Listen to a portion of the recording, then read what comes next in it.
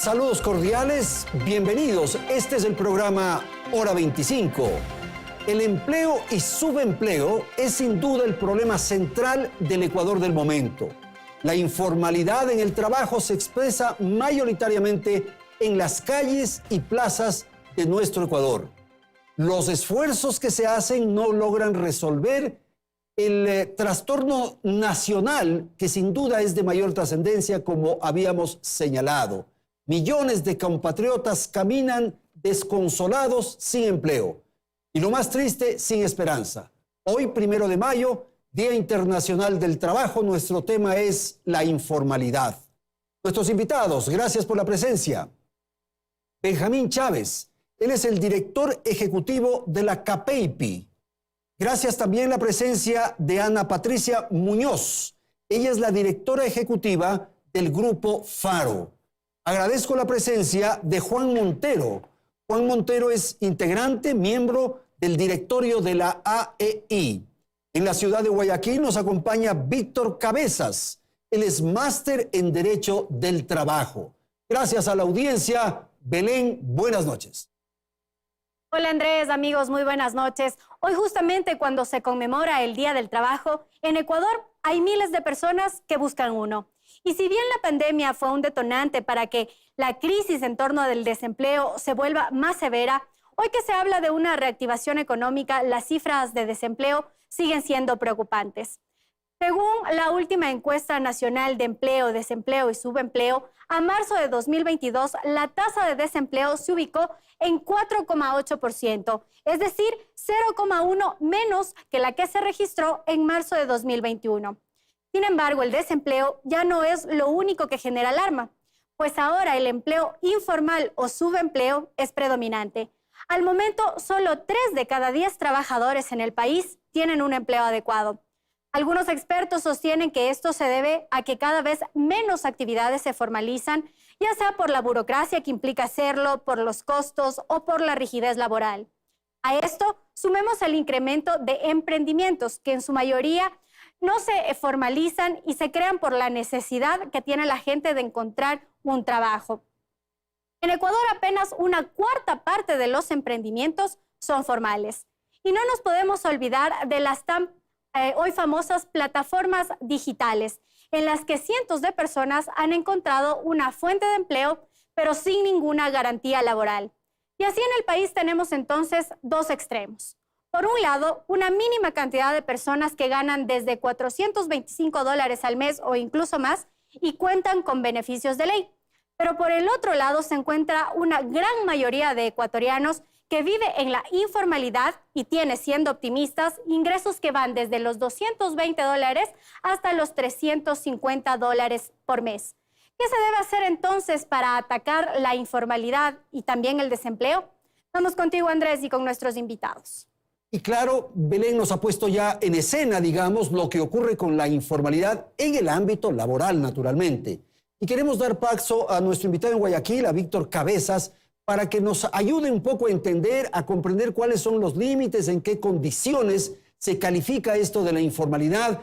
Víctor, buenas noches, le escuchamos, adelante. Muchas gracias, Andrés, y buenas noches con todos y todas. Un gusto estar acá. Bueno, verdaderamente el tema de la informalidad es un problema muy complejo porque implica que las personas no pueden tener ni seguridad social ni pueden tener unos ingresos estables. Cuando una persona tiene un contrato indefinido de trabajo o tiene un contrato de trabajo bajo cualquier modalidad, eso, digamos, tiene unos impactos económicos muy importantes, no solo en la vida personal, sino también en la sociedad en su conjunto. Por ejemplo, si es que yo tengo un ingreso mensual estable, yo puedo decidir, por ejemplo, sacar una hipoteca para tener mi casita. Si tengo mi hijo, mi hija, puedo, digamos, si que tengo mis ingresos estables, puedo planificar educación superior. El ingreso estable de los trabajadores y de las trabajadoras permite una planificación económica con un impacto directo en la vida personal, pero también en un dinamismo digamos, en el mercado laboral y en la economía nacional. Entonces, la informalidad implica sobre todo incertidumbre y sobre todo un impacto negativo en la capacidad de planificación individual, que eso a su vez tiene un impacto sistémico. Entonces, digamos, yo creo que ese es un punto interesante y es la informalidad no solo es un tema, digamos, negativo para la persona, pero también un impacto sistémico en la economía nacional. Sin duda afecta al país en su conjunto, a la economía en su conjunto. Juan, las personas tienen que sobrevivir, los seres humanos tienen que sobrevivir. No tengo trabajo, entonces busco alguna fórmula, no sé, limpiando un parabrisas tal vez en una esquina, vendiendo frutas tal vez en una plaza, en fin, esa es un poco la informalidad. Pero ¿y por qué desde la perspectiva de empresas, de actividad productiva, esas personas, esos seres humanos, no están en la formalidad, no están en el trabajo? No necesariamente, Andrés, sobre la formalidad debe canalizarse vía el tema de las empresas, porque creo que debemos mejorar unos pensamientos. Tenemos unos pensamientos como de nivel de 1 a 10, unos pensamientos pobres, imaginando que es el Estado o los empresarios los que deben generar empleo. ¿Y quién más va a generar? Él mismo puede generar empleo. Bueno, tienen emprendimientos, tiene el puestito de venta de limón. No necesariamente. Aquí también debemos mejorar los pensamientos y debemos mejorar los pensamientos desde el punto de vista incluso filosófico y desde el punto de vista teórico. Cuando encontramos nosotros de dónde viene la palabra trabajo, a mí no me gusta mucho la celebración del Día del Trabajo porque pocas personas saben que trabajo viene, que los que aprendimos un poco a la antigua, raíces griegas y latinas, viene un poco de tripalium. Tripalium son 3 palos que ponían los romanos cuando conquistaban a cualquier pueblo y lo ponían con 3 palos, casi no era una crucifixión, para inmovilizarlo y después llevarlo a las galeras y a la sala. El trabajo viene de ahí. No podemos festejar el trabajo con ese concepto. Si le unimos el concepto religioso de ganarás el pan con el sudor de tu frente, eso se nos empobrece. Creo que deberíamos celebrar el Día del Trabajo Creativo, porque el ser humano siempre será creador. Ok, gracias. Ana Patricia, buenas noches. ¿Qué ocurre con la informalidad? Esto que le estoy planteando a Juan. ¿Esa es responsabilidad individual, personal? ¿Es una problemática nacional, sistémica, como decía Víctor, de las empresas? ¿Cómo? ¿Por qué?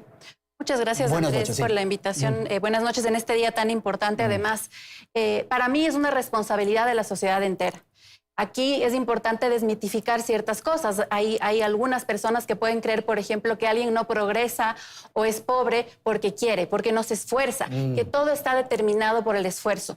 Y lo que los estudios de FARO han demostrado es que es todo lo contrario. Hicimos un estudio sobre el empleo informal en Quito, sobre trabajadores, vendedores ambulantes, y lo que se mostraba es que trabajaban 47, 50 horas semanales, 6 días a la semana en promedio, para ganar $300 mensuales como ingreso familiar, no solo como ingreso personal. Es decir, son personas que salen todos los días, que se esfuerzan en condiciones hasta ahora de peligro y que no están llegando a tener los ingresos mínimos para poder sobrevivir. Y estas personas, Andrés, es importante mencionar que existe de todo tipo. Hay cerca de un 20% de las personas que están en este tipo de empleo que tienen estudios postsecundarios. Es decir, el capital humano inmenso que está ahí está desaprovechado, no por falta de esfuerzo, sino por falta de oportunidades, y es la sociedad entera la que debe proveer esas oportunidades. Sin duda, la persona que la vemos en las calles vendiendo, como decíamos, está trabajando en condiciones muy precarias y con sol, con inclemencia, en fin, y está durante jornadas interminables. Pero ¿y por qué no puede estar en el trabajo formal?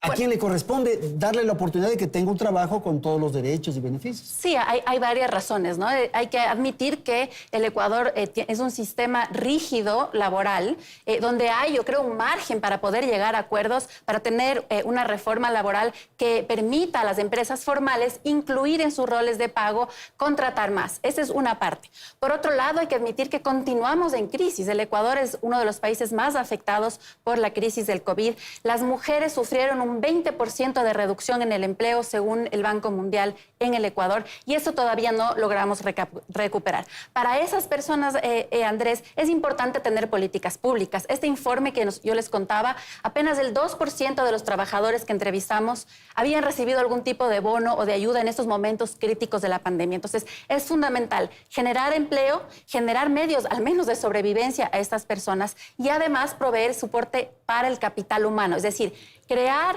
nuevas formaciones que estén alineadas a las necesidades del mercado laboral. Podemos hablar más adelante de este informe del futuro del trabajo que la Cámara de Industrias de Pichincha ha generado, que nos da algunos visos sobre soluciones a largo plazo también. Benjamín, la tarea del sector privado, ¿en qué consiste? ¿Cuál podría ser el llamado, la proclama para efectos de atender esta situación? ¿O es también del sector público?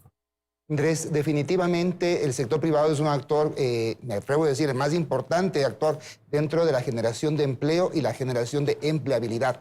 Es lo interesante del sector privado, que tiene la capacidad de ser moldeable y de generar de manera inmediata la opción de nuevos puestos de trabajo, lo que no sucede con el sector público. El día de ayer estaba un dato, y es algo tan interesante, el sector público, crear una fuente de empleo está alrededor de $14,000, es el costo. Eso es lo que cuesta a una empresa. Eso es lo que cuesta, no, en el sector público. En el público. En el sector privado, sí, está alrededor de $8,000 crear un empleo. ¿Qué significa? Significa que para el sector privado es más eficiente, ¿sí?, crear un empleo. Pero asimismo, cuando hablamos de una rigidez en el sistema laboral, el generar un empleo de manera inmediata es también complicado y es extremadamente oneroso para la empresa generar este empleo. ¿Cuáles son los elementos que se considera para llegar a la cifra de 8,000? ¿Por qué cuesta 8,000 crear un empleo? Salarios básicos, más prestaciones de ley, equipamiento, lugar de trabajo, todo lo que se conoce como empleabilidad, esa generación o ese espacio para que el empleo pueda darse con la característica que se necesita en la empresa. ¿Qué ocurre con el informal del que estamos hablando en esta primera parte del programa? Él es un emprendedor, tiene un pequeño negocio, quizás ha invertido en algo para tener la mercadería, para vender, o quizás para hacer los jugos, no sé, para cualquier actividad. Él es un emprendedor que tiene estas características que también refería Juan hace un momento, pero que es preciso que usted lo analice. Ahí viene un inconveniente muy grande. Si bien es cierto, hablamos de emprendimiento por necesidad, ¿sí? Y ese emprendimiento por necesidad se da porque la persona se ha quedado sin trabajo o necesita generar recursos para su familia, pero también trae un problema de competencia desleal para el sector productivo. Una cosa es, yo como empresa, ¿sí?, por más pequeña que sea, como microempresa, pedir las patentes municipales, pagar impuestos, afiliar a mis trabajadores o afiliarme a mí mismo. Pagar energía eléctrica, por decir algo, porque quizás el otro no está pagando y está teniendo el dinero. Correcto, y eso genera un problema de competencia desleal. ¿Qué significa eso? Significa, cuando hablamos de competencia desleal, hablamos aproximadamente que el 20% de estos costos, que normalmente deben ser insertados dentro del precio final de venta, el empleo informal no lo paga. Y eso genera un problema con la empresa o con, hablemos del aparato productivo, que sí paga impuestos y tiene este tipo de gastos. ¿Se puede saber más o menos qué porcentaje de la mano de obra nacional está en la informalidad?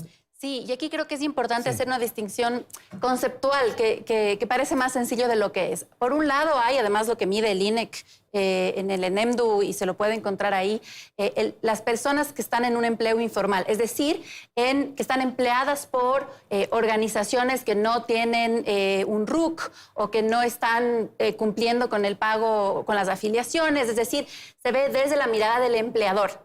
Y ahí el Ecuador está en cerca del 50%. 50% de la población.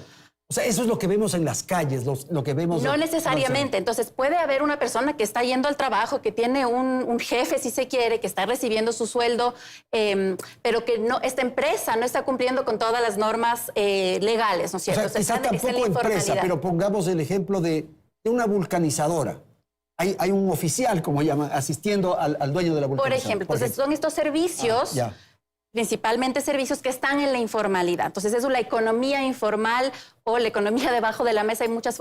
Pero después hay desde el punto de vista del trabajador. Y eso es tal vez lo que comúnmente tenemos la imagen de las personas que se llaman trabajadores autónomos, que también es complicado ese nombre, ¿no? Por ejemplo, los trabajadores que, como hemos mostrado, los vendedores ambulantes. Entonces, también están en la informalidad, pero no son solo ellos. Los que nosotros desde Faro hemos tratado de ver en qué condiciones están son justamente estos trabajadores que vemos en las calles, que se esfuerzan y que a los que no necesariamente llegan las reformas adecuadas para incorporar. Juan, esta apreciación que señaló Ana Patricia hace un momento de que son grandes trabajadores, son muy esforzados, son sacrificados, están llevando adelante una tarea muy dura.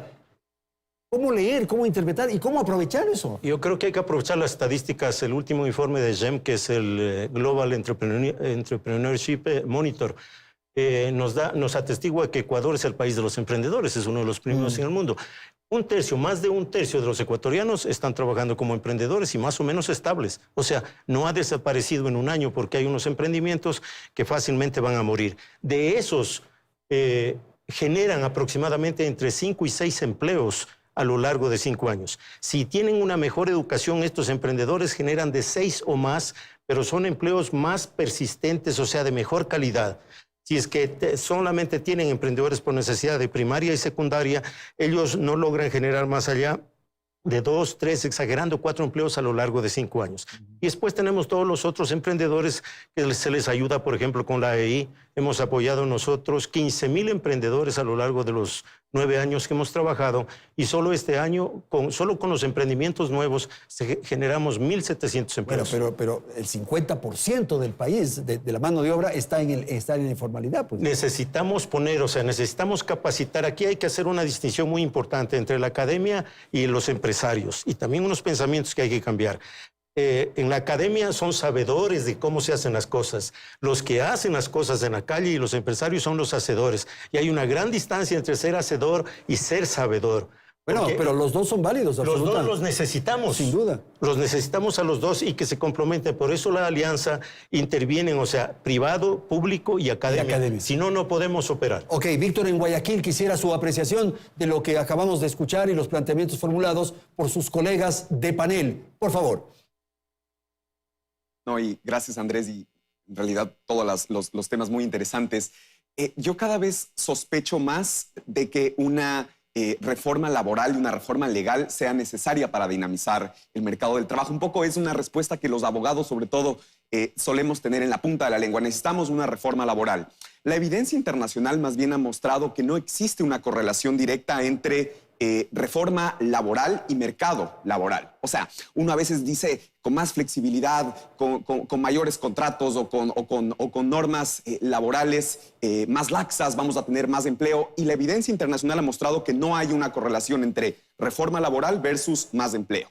Yo creo que en realidad, y coincido con lo que decían los demás contertulios, es un tema súper complejo y yo creo que va desde tres aristas, un poco respondiendo a su pregunta, Andrés, de cómo abordarlo. El primero es un compromiso del Estado. La burocracia del Ministerio del Trabajo es muy compleja. En el Ecuador causa mucho miedo. Yo siempre cuento una historia y es una persona que me dice, oye, yo quiero contratar, tengo listo el dinero, tengo la plaza, pero me da miedo. O sea, auténticamente tengo miedo de las indemnizaciones, tengo miedo de las bonificaciones, tengo miedo del ministerio, tengo miedo del IES, etcétera. Y cuando uno le explica a la persona que en realidad ahora en el Ecuador tienes un contrato a plazo fijo, que las indemnizaciones en el contrato a plazo fijo no existen, etcétera. Y la persona dice, oye, no ha sido el mundo laboral tan tenebroso como yo pensaba, y entonces van y contratan.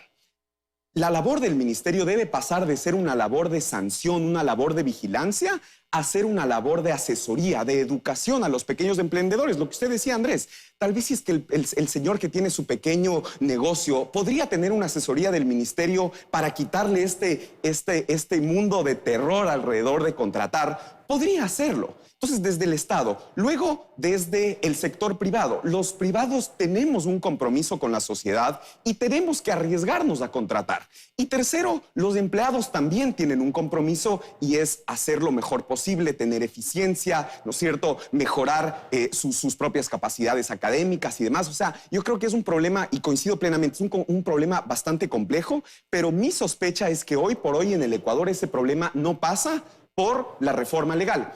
Con esto termino. El problema de la reforma legal es que es una salida muy fácil. Todos dicen, bueno, vea, pasa esta ley y entonces ya mañana va a haber empleo en el Ecuador. Y eso, al menos la evidencia internacional nos ha mostrado que no es así. En el Ecuador necesitamos abordar esto como un problema complejo y multifacético. Ok, perfecto. Muchísimas gracias a nuestros panelistas por la intervención en esta primera parte del programa. Hacemos una pausa y volvemos en un instante para continuar. Tema central, la informalidad, el trabajo informal en el Ecuador. Ya retornamos.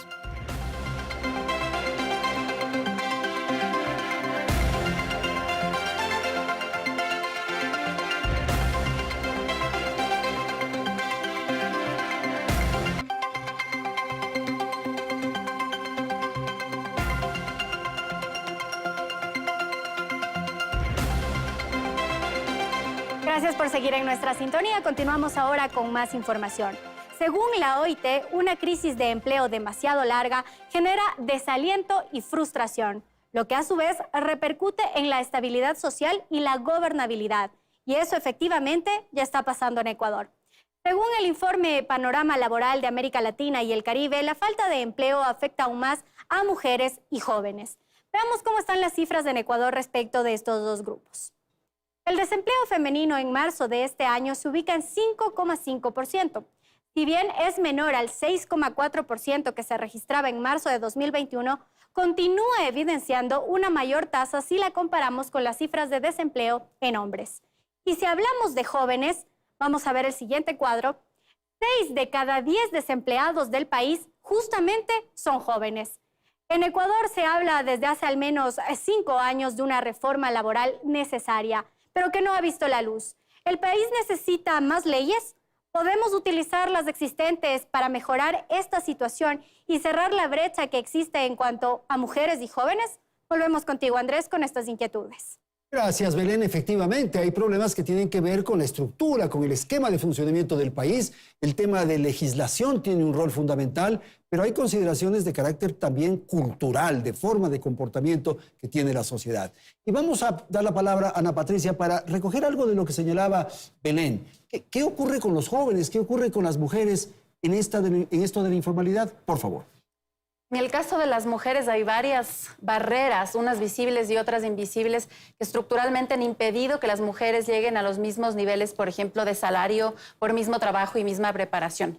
Y estos van incluidos desde barreras, por ejemplo, relacionadas a la economía del cuidado, donde son las mujeres principalmente quienes están a cargo de estas tareas, no solo de sus hijos, sino también de adultos mayores u otros familiares.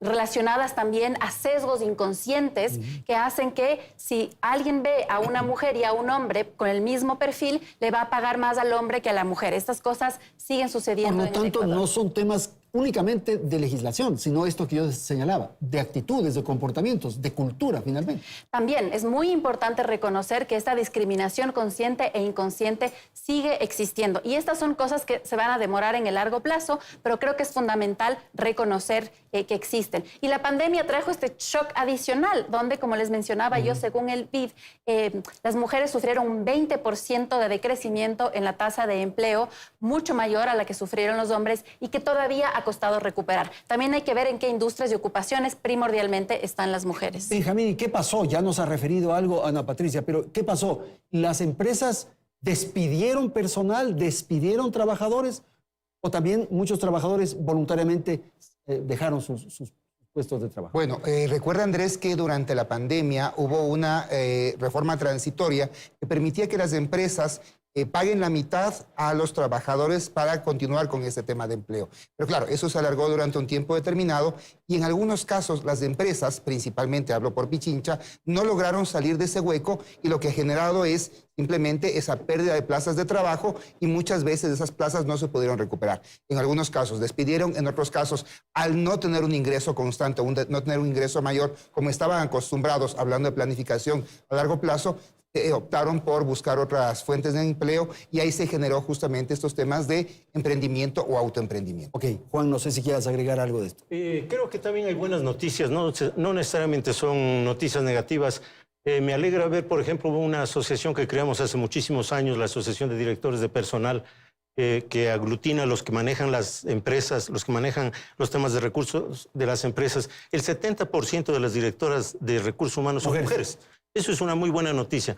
Ahora tenemos otra buena noticia. Entre el 12 y el 20 de mayo estamos enviando con apoyo del gobierno desde la AEI a 52 personas, 20 mujeres, una pena que solo sean 20, pero 32, y son jóvenes de diversas provincias que estarán 13 días intensos inmersos en un programa en Israel. Israel es el eje, vamos a decir, de los temas de emprendimiento, y estos van a regresar donde nosotros. Son buenas noticias y espero que eso se multiplique en una gran cantidad, sobre todo para las mujeres. Lo mismo con las máximas dirigentes de empresas, que ya tenemos más, que son los CEOs de las empresas. Y Juan, ¿qué estará ocurriendo con los empresarios? Hace un momento hablábamos de los comportamientos que tienen los trabajadores, pero ¿qué ocurre con los empresarios? Este temor al que se refirió hace un rato Víctor, ¿Cómo se expresa? Si uno lee la historia laboral desde la época romana hasta que pasaron los ingleses con los telares y ver la época actual, siempre hay un juego del gato y el ratón, entre la ley y la realidad. O sea, la ley siempre estará atrás, por ejemplo, frente a la evolución tecnológica. La tecnología, basta ver los temas suben en los diversos países, cómo trabajan, y siempre la tecnología le sacará ventaja a la ley.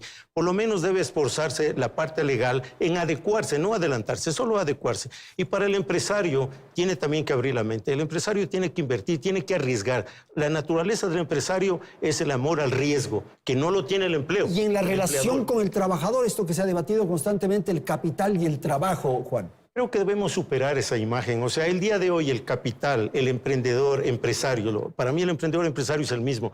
El capital, el emprendedor empresario y el mercado y después la ley tienen que ir juntos. No podemos evadirnos. El comercio internacional nos liquida. Pero ¿y por qué no hay esa alianza, ese acuerdo finalmente entre trabajador y empresario? ¿El empresario es el explotador? Ese es un concepto que debemos superar. Comentábamos un poco al inicio de que logramos aprobar una ley en el 2020, que es la ley del emprendimiento. 0 abstenciones, 0 votos negativos. Fue aprobado por unanimidad. Las mismas personas que aprobaron la ley de emprendimiento y que se entusiasman con los emprendedores denuestran contra los empresarios. Cuando el empresario es la medalla de oro olímpica cuando termina de ser emprendedor. Ok, vamos con Víctor en Guayaquil, su apreciación de lo que acaban de señalar sus colegas, sus compañeros, y esta relación compleja, siempre tortuosa, difícil entre el trabajador y el empleador. No, gracias, Andrés. Lo que usted dice es algo esencial. O sea, la historia del derecho del trabajo es la historia de la relación entre los dueños de los medios de producción y los trabajadores. Y el derecho del trabajo, decía un gran maestro, es un instrumento del capitalismo para que las personas que están en el grupo de trabajadores y trabajadoras puedan tener, ¿no es cierto?, unas condiciones mínimas de equidad. El derecho del trabajo es esencialmente una disciplina social, una disciplina que precave la equidad. Yo estoy absolutamente de acuerdo. Creo que los empresarios tienen que tomar más riesgos. Yo también decía, los empleados tienen que prepararse más, tienen que ser más eficientes. Y por otro lado, el Estado tiene que ser, digamos, un punto de quiebre muy importante ahí. Yo insisto en que el tema de una reforma laboral, si bien podría ser ideal, yo creo que en el Ecuador de hoy, con las condiciones políticas que son, todos conocemos, bastante complejas, tenemos una asamblea, digamos, con unas relaciones muy tensas con el Ejecutivo, tenemos un Ejecutivo que todavía no tiene una identidad y no tiene un norte. Es hoy por hoy hablar de una reforma laboral algo muy complejo. Lo que señalaba Belén en la introducción es algo muy importante, y es qué podemos hacer con lo que tenemos hoy. No pensar en una reforma, no pensar digamos, en una cosa que cada vez más parece una quimera, sino temas concretos con lo que tenemos hoy. El Ejecutivo tiene muchas herramientas, sin reforma legal, para poder hacer política laboral. El Ecuador debe ser de los países con menos política laboral de América Latina. O sea, el Ministerio del Trabajo durante mucho tiempo se construyó como una institución que solo sancionaba, que llegaba a un espacio laboral y entonces decía, usted cumple 1, 2, 3, si no, plin, sanción. Y no se volvió un ente que promocione el empleo, que asesore a los emprendedores y que sea un soporte para lo que usted dice, Andrés, esta sinergia necesaria entre empleadores y trabajadores. Ahora, hay otros componentes, hay otros elementos que es preciso analizar en esto de la informalidad. Y es que como consecuencia de la tecnología surgen otros actores, como digo. Vemos en las calles, ya hemos hablado del que limpia el parabrisas, del que vende frutas, pero vemos ahora un ejército enorme de personas que se están desplazando en motocicletas, por ejemplo. Hay las plataformas ahora de sistemas de movilización como Uber, Cabify, en fin. ¿Qué está ocurriendo ahí, por favor? Qué importante, Andrés, que hablemos de esto y me parece que esto merece una continua conversación. Primero, por la magnitud, la cantidad. Muchísimo. Sí, tal vez uno como usuario lo ve como este servicio personal que yo cada vez lo utilizo más, pero desde el otro lado, desde cómo estas son fuentes de empleo, hay un estudio de la CAF que estima que en Quito 12% de quienes están en la población económicamente activa de alguna forma obtuvieron sus ingresos a través de una plataforma. Y aquí, Andrés, a pesar de que ya son años de incremento de estas plataformas, ni siquiera nos hemos puesto de acuerdo globalmente cómo llamarlas. Unos lo llaman la uberización de la economía, otros lo llaman plataformas de economía colaborativa. Hay mucha oposición por algunos sectores a llamarlo colaborativo, porque hay una fuerza, una diferencia de poder entre quienes son los dueños de las plataformas y la tecnología y los trabajadores. Es decir, ni siquiera en términos del vocabulario y peor aún, como decíamos, de ponernos al día con la legislación. Bueno, pero eso tiene una explicación porque se trata de una novedad nuevo. Sí. Ahora, por eso hay que entenderlo y por eso desde Faro generamos un informe hace año y medio que se llama Plataformas Digitales, Oportunidad Laboral o Precarización Laboral. Y ahí lo que nosotros hacíamos es ejemplificar con una muestra representativa de los trabajadores de plataformas en el Ecuador, de cuáles son sus condiciones laborales. Y ahí, por ejemplo, un dato es que menos del 6% tiene contratos. Ahora, hay esa discusión. ¿Deberían o no tener contratos? ¿Son emprendedores o trabajadores autónomos o no? Y esto creo que nos tiene que llevar otra vez a una conversación seria y un punto medio para dignificar las condiciones de estas trabajadoras y estos trabajadores sin eliminar la existencia de estas oportunidades que efectivamente están ahí principalmente para jóvenes y para un tercio de trabajadores que son inmigrantes. Y este me parece un tema apasionante porque eso está ahí, eso lo estamos viendo, pero no sabemos qué es lo que ocurre atrás. Y hay otro elemento que es la migración, Benjamín, que quiero plantear. Hay un contingente muy importante, un colectivo muy importante, particularmente de venezolanos. ¿Qué estará ocurriendo con ellos? Hay sectores que los están aprovechando, que los están abusando, que eventualmente no tienen papeles, que están en la informalidad y que por lo tanto los salarios son menores. ¿Qué estará ocurriendo con este otro sector? El ecuatoriano y el mercado ecuatoriano, el emprendedor ecuatoriano, el empresario ecuatoriano tiene una característica bastante interesante y es abrir las manos, abrir los brazos a cualquier nacionalidad. Unos sí, otros no. Me atrevo a decir que, es más, te voy a dar un dato específico. El 85% de las empresas pymes alguna vez contrató o tiene contratado un empleado extranjero. ¿Legalmente? De manera legal. Cuando hablamos de pymes, pequeña y mediana empresa, por eso. estamos hablando de empresas que cumplen con la legalización en todos los procesos. Entonces, 85% de estas empresas, y hablamos de las empresas afiliadas de la CAPEIPI, han tenido un trabajador extranjero, y en este caso venezolano o colombiano, trabajando dentro de sus empresas. ¿Qué significa? Significa que si el extranjero viene, legaliza su situación, puede acceder a un empleo. Hablamos también de mano de obra calificada. No hay resistencia, no hay xenofobia. Definitivamente no, y es lo bonito del ecuatoriano. O sea, es increíble, pero cuando nosotros vemos a una persona al exterior, simplemente abrimos los brazos porque sabemos que en un momento también algún familiar nuestro estuvo en Estados Unidos, estuvo en España y necesitó en su momento esa colaboración. Pero, eso es lo simpático pero también del mercado. vamos a un establecimiento, para volver al ejemplo de hace un momento, vamos a la vulcanizadora, vamos a la lubricadora, vamos al salón de belleza y encontramos a un extranjero, puede ser venezolano o colombiano.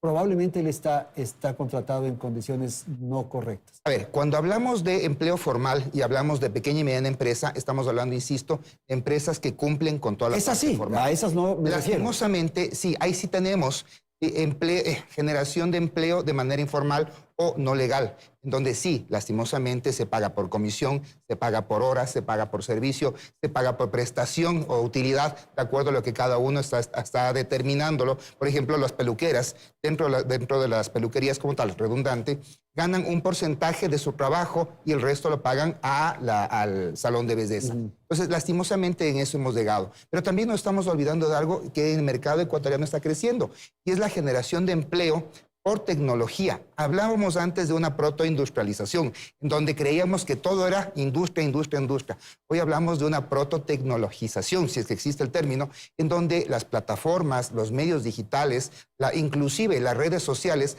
han generado un nicho de empleo que sin necesidad de ser formal está por encima de la tasa o del salario mínimo y está generando un sinnúmero de recursos para esos, digamos, emprendedores tecnológicos que ofrecen servicios, que se les conoce como influencers y que cada vez está creciendo más.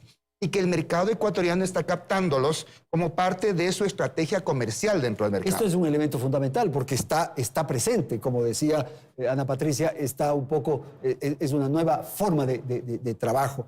Y ahí los jóvenes tienen un rol fundamental. La innovación tecnológica, Juan, por favor. Yo creo que tenemos ahí también buenas noticias. Mira, no necesariamente la uberización que existe a nivel mundial muere o se van los recursos para afuera. Por ejemplo, en Loja, que es un caso muy singular, ahí hay un chico que tiene Craddock, RADAG es la aplicación más difundida por sobre Cabify de Uber, está aliada con los taxistas y que produce y que vende $1 millón al año. O sea, ¿En qué consiste? ¿Es una aplicación para es una aplicación atender concreta, pues, movilización? Si yo me voy Ya. en bus, me voy en colectivo, me voy en lo que quiera. O sea, ese es un dato. Ahora, Bueno, hay unos chicos extraordinarios que hacen unas innovaciones maravillosas, ¿no? Creo que nos hace falta. Creo que estamos sentados en una mina de oro, tal vez no la estamos viendo o no tenemos la difusión suficiente. En Ecuador existen más o menos 100.000 empresas, de las cuales activas son más o menos 50.000 en los grandes datos. Pero con la ley para hacer SaaS, las nuevas que pueden ser empresas unipersonales y sin necesidad de capital fundamental, tenemos 18.000 SaaS realizadas en menos de año y medio. Buenas. O sea, hemos logrado en año y medio, también con la ayuda de una ley, lo que no logramos en toda la historia del país. O sea, lo que nos falta tal vez es difundir y que los jóvenes conozcan los vehículos. Tenemos fondos, esta es una triste noticia. Tenemos fondos de inversión, creamos nosotros desde la EI a través de otros vehículos, fondos de inversión de capital de riesgo que antes no teníamos y no tenemos emprendimientos para invertir. Uno dice, esta es una paradoja, o sea, nos quejamos de que no hay empleo, nos quejamos de que las empresas tal vez no lo generan. Las empresas grandes es más difícil que generen, son los emprendimientos los que generan porque les cuesta mucho. El emprendedor, en cambio, puede generar una empresa y tiene ahora un respaldo de ley mucho mejor y son más ágiles, más rápidos. Si no funciona, se cierra. Eso es todo. Y claro, perdón, a ver, Benjamín. Sí, perdón, Andrés, es justamente lo que acaba de decir y es cierto. Y esa es la característica de la pyme. La pyme es tan versátil que puede generar empleo de manera inmediata. A diferencia es que de la gran también industria. da la impresión de que todo está perfecto. Algo está pasando, por eso hay 6 millones de desempleados. El mercado está contraído, Andrés. El mercado está contraído. Entonces, estos talentos, estas innovaciones, esta creatividad, está muy bien, hay que aplaudir, pero no logra. Llega hasta un punto nada más. Lastimosamente sí, es el miedo al código laboral, es el miedo a la parte tributaria. Sí. Bueno, este año este último gobierno hemos tenido una reforma tributaria que realmente fue bastante dura tanto para el empresario como para el empleado, el autónomo, digámoslo así. Pero antes llegamos a tener 4 o 5 reformas tributarias en un solo año. Y eso te genera inconvenientes al momento de empezar a trabajar. Esa problemática, esa inestabilidad política y esa inestabilidad económica es la que genera el problema, el momento de generar un empleo. Ana Patricia, quisiera volver a lo de las plataformas, me parece apasionante. Y se ha mencionado estas características de la uberización que tú mencionabas. Pero claro, ahí también hay una disputa entre lo formal y lo informal. En el caso de los taxis, los taxistas amarillos, para ponerlos en esta forma coloquial, están inquietos, están preocupados, están planteando situaciones. Igual ocurre con los sistemas de arriendos temporales. El Airbnb parecería que está tomando espacios importantísimos y bueno, la formalidad está inquieta, los hoteles, en fin, ¿qué pasa ahí? Ahí creo que es importante tener las mismas reglas de juego que den esas estructuras que además permiten asegurar que existan estándares de calidad, de seguridad, de estabilidad, que no existan abusos, que exista seguridad, incluso física. Han habido ciertos casos también ahí, el control. Entonces, esto solo puede suceder si es que estas empresas, organizaciones están en la formalidad y para esto tienen que haber reglas adaptadas. Y debería haber legislación porque me parece que debería haber legislación. Entonces, fuera de la ley. Tanto para una mejor protección para los empleados de estas organizaciones o para los usuarios, si se los quiere llamar así, como para la competencia, si se quiere, en el caso del transporte. Entonces, en el transporte hay delivery y hay transporte de personas, que también hicimos esta encuesta distinguiendo las dos. Y ahí lo que también queremos mencionar es que esto no es la imagen de que se lo hace como un empleo extra porque es el joven que no quiere un empleo fijo y quiere tener esa flexibilidad. Lo que nosotros vimos es que para más del 90% este ingreso se vuelve el único ingreso de la persona. Es decir, ya es su trabajo fijo y por ende debemos asegurar que haya condiciones mínimas. Una básica que la OIT ha mencionado y gracias a la OIT hemos profundizado este estudio con también trabajo cualitativo es, por ejemplo, el tema del aseguramiento a un eventual seguro social, por ejemplo, pero también seguro de accidentes. El 90% más de quienes respondieron a nuestra encuesta dijeron que no el empleador o la plataforma, el dueño de la plataforma, no les provee seguros y están expuestos constantemente a accidentes, a robos, a otro tipo de cosas. Entonces, sin exagerar, sin prohibir, pero sí normando y dando mejores condiciones. Víctor, vamos con usted en Guayaquil para una apreciación final en este segmento, por favor, sobre las aplicaciones, en fin, las plataformas que ahora nos ha contado Ana Patricia. Por favor. Gracias, Andrés. Yo creo que no existe hoy por hoy ningún debate en derecho laboral más relevante y, digamos, el que usted pone sobre la mesa. O sea, ¿qué pasa con las aplicaciones? ¿Qué pasa con los famosos trabajadores digitales o los famosos trabajadores de aplicaciones? Y aquí el Ecuador debe tener mucho cuidado y, digamos, todos los actores de la sociedad tenemos que estar muy pilas con esto, porque si es que nosotros tomamos la vía fácil de ir a la asamblea y decir todos son trabajadores y entonces todas las personas que hacen delivery y las personas que están en un auto y trabajan con las aplicaciones, todos de ahora en adelante son trabajadores, que esa sería una típica salida muy fácil, muy legalista que nos gusta a veces tomar en el país. Lo que pasa es que todas esas plataformas y todo ese sistema económico se cae.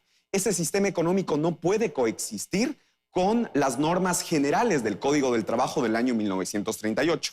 Y aquí tal vez me contradigo un poco con lo que decía antes, pero para este tema específico que usted señala, Andrés, y en línea con lo que señalaba mi colega, es necesitamos una norma específica y especialmente pensada para estas plataformas. No podemos incluirles dentro del esquema general de trabajadores y no podemos eliminarlas. En el Ecuador hemos sido lamentablemente expertos en eliminar cosas. La tercerización tenía muchos problemas, pero tercerización existe en todo el mundo. Y los ecuatorianos dijimos, nosotros somos tan chéveres en el mundo que la vamos a eliminar. El trabajo por horas no tenía que eliminarse, tenía que regularse, tenía que mejorarse y nosotros lo suprimimos. Suprimimos también el contrato a plazo fijo porque nos parecía que era demasiado indigno. O sea, nosotros y nuestra economía está sintiendo, digamos, esta sintomatología, perdón la redundancia, de una serie de años en el que no hemos corregido. Hemos simplemente suprimido y contraído de tal manera la regulación que hoy sentimos ese impacto. De manera que, simplemente para cerrar, hay que estar atentos con esto. No puede ser una salida simplemente legalista de prohibir o peor, perdón, de laboralizar completamente las plataformas, ni tampoco de suprimirlas, sino más bien de regularlas en la línea que decía mi colega, con una perspectiva específica y con una perspectiva positiva, no una perspectiva restrictiva como lamentablemente hemos tenido en los últimos años. Ok, gracias, Víctor. Tenemos que ir a una pausa, atender publicidad y enseguida retornamos con el segmento final de Hora 25.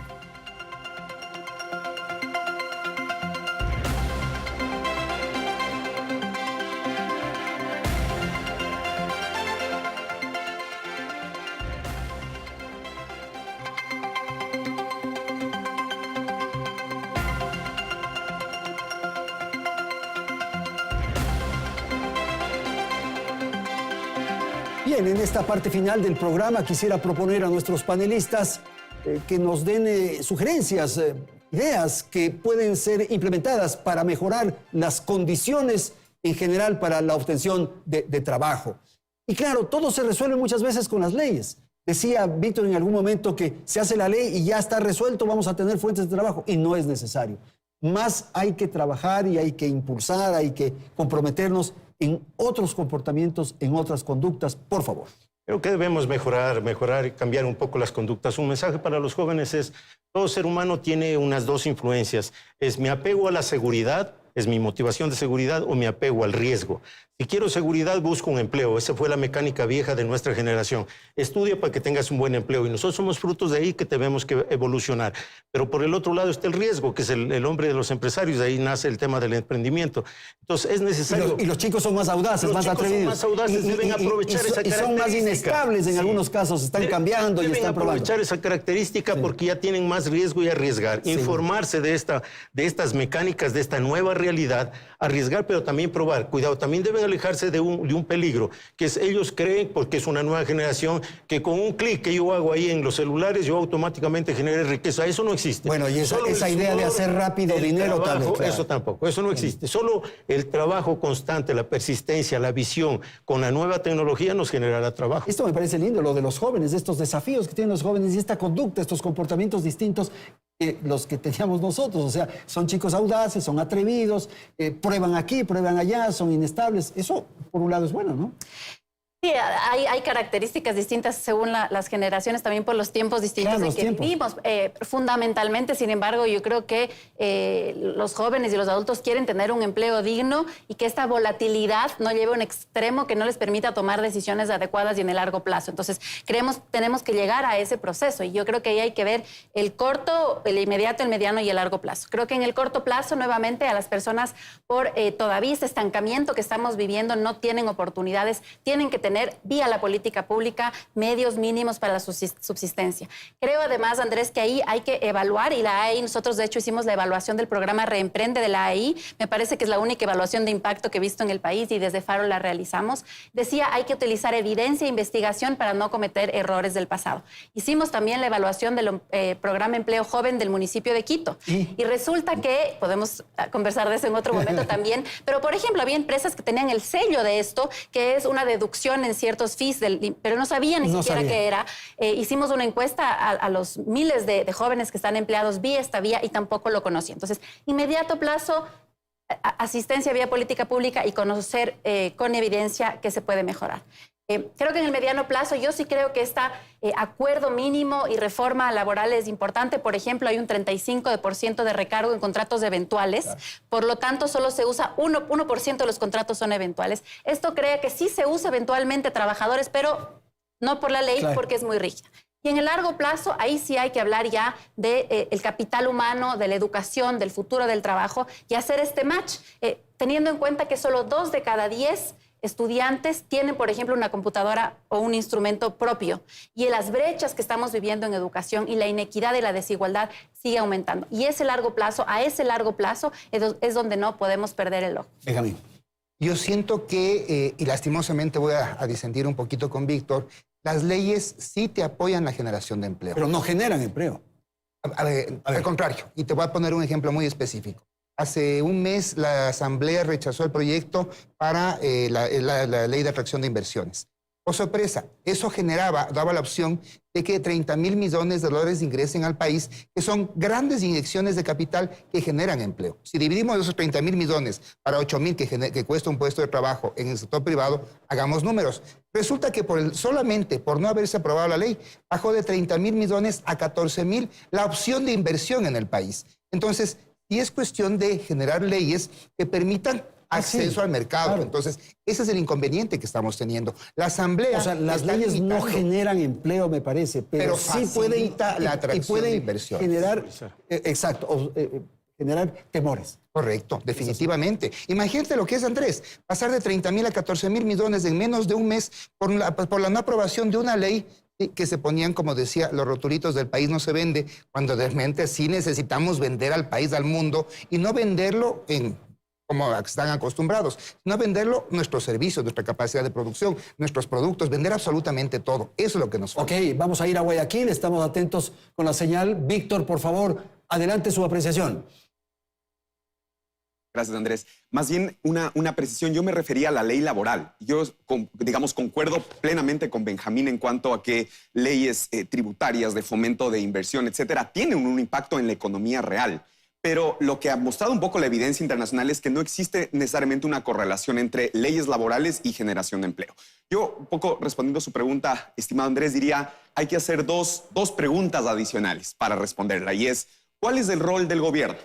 Hoy, el gobierno del presidente Lasso está buscando una identidad todavía en materia laboral. No lo vemos, al menos yo no veo una identidad clara, pero yo creo que esa identidad tiene que ir en la línea de su política pública con ser un asesor del empleador, con ser un asesor de esa persona que quiere contratar, que de pronto tiene los medios, pero que tiene miedo y que necesita información y necesita educación.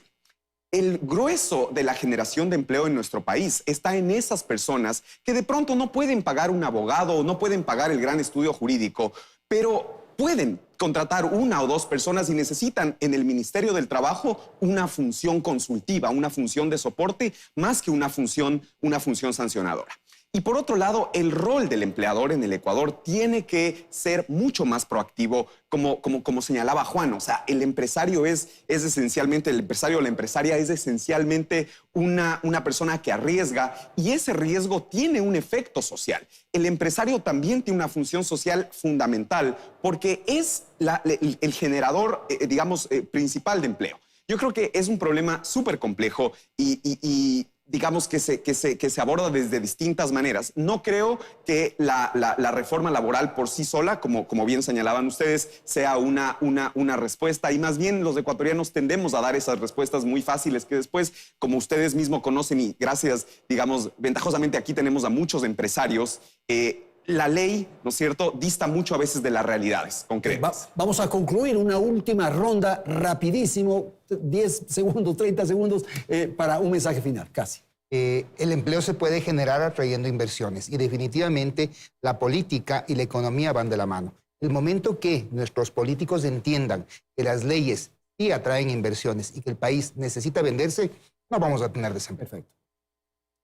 Y no hay soluciones fáciles, pero el empleo sigue siendo la primera preocupación de los ecuatorianos y ecuatorianas en este momento.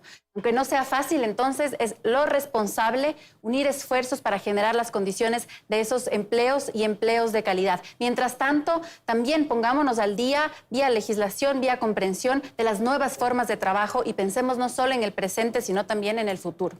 Juan. El gobierno no es un generador de empleo y ese es un error que después todo lo tenemos que pagar con impuestos. Creo que hay que hablar menos, hay que hacer más y hay que arriesgar un poco más como comportamiento de todos. Ok, Víctor en Guayaquil, con usted terminamos. Por favor, rápidamente un mensaje. No hay que preguntarle tanto al gobierno, a la Asamblea, lo que puede hacer, porque sabemos que en materia política las cosas se mueven lentos y con muchas variables. Uno puede hacer mucho también, arriesgando, siendo creativo, generando empresa. Hay mucho más de lo que está en poder de uno mismo que lo que uno le puede pedir en este punto al gobierno o a una organización política. Muchísimas gracias a nuestros panelistas, gracias a la audiencia, felicidades. Hasta la próxima semana.